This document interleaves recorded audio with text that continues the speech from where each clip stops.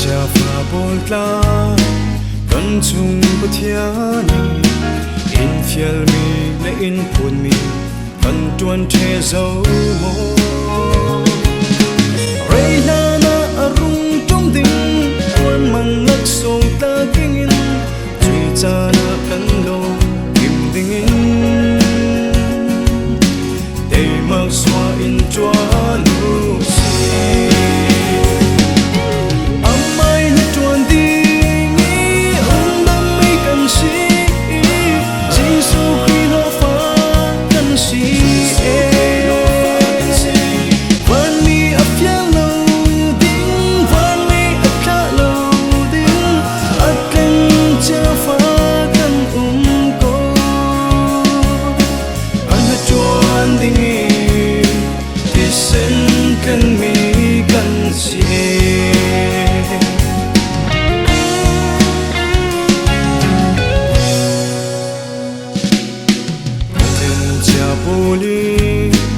an chuan lawa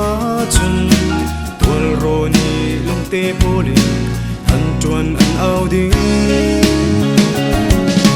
lung te chu au ter la mo lung te chu tuan ter la u kisen ni ten mi an si lo kisen ni ten mi kan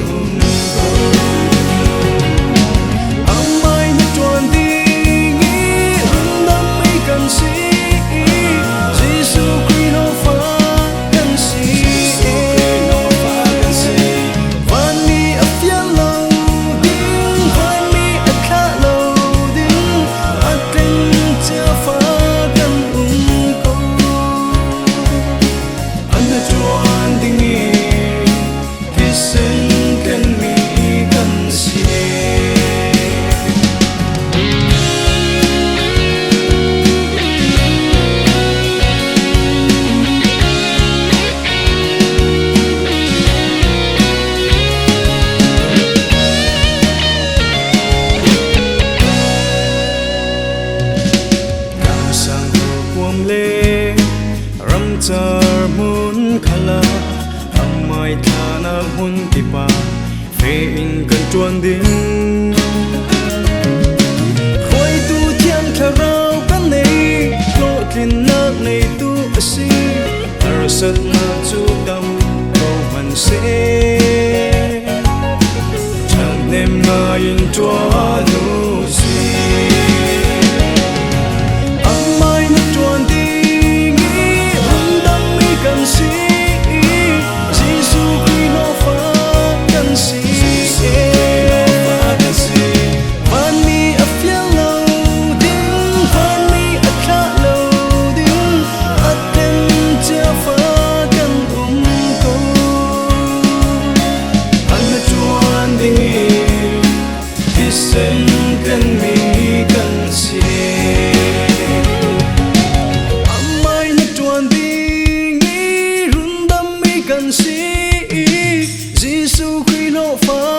kan si van mi a fiel lo ding van mi a kha lo ding at kan cha fa kan ko an na chuan ding kisen kan mi kan si an na chuan ding listen